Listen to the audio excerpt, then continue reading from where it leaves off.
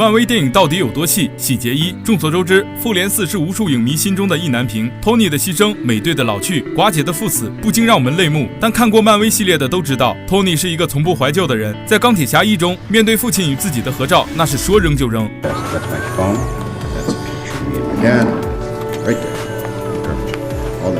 而小蜘蛛在朔灭后，他与自己的合照却一直保留在家中，这也许就是托尼赌上一切也要选择再来一次的原因吧。尽管他最后还是牺牲了，但那个响指一半为了苍生，一半为了你。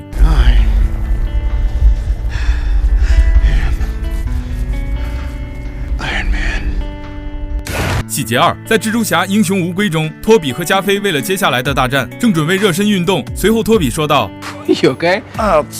My back. It's kind of stiff from all the swinging, I guess.” 实际上，这并不是他口中说的那样，因为在当年蜘蛛侠2里，我们都知道他从高空坠落过，所以这很有可能是他那时所留下的，只不过旧伤复发了。My back. Oh, my back.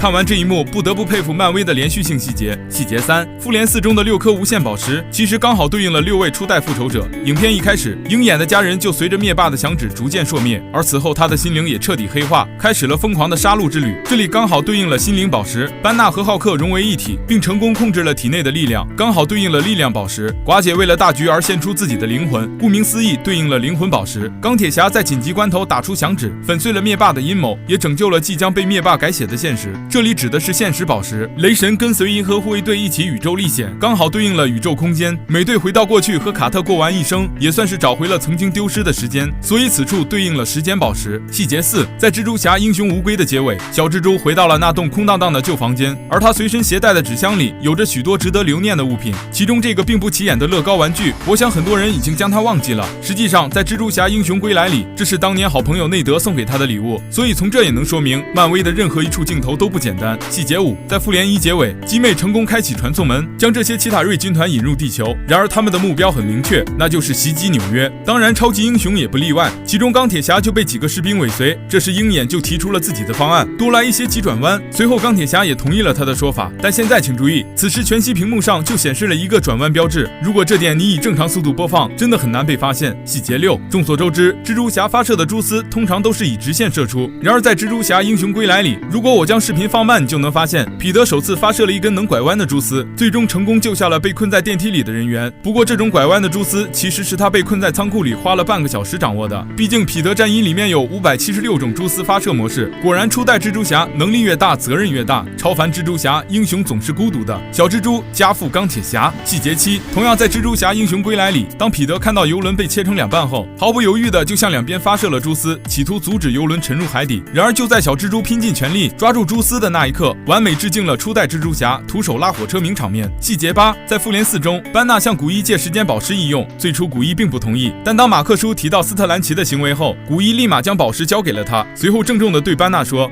I'm counting on you, Bruce. Yola.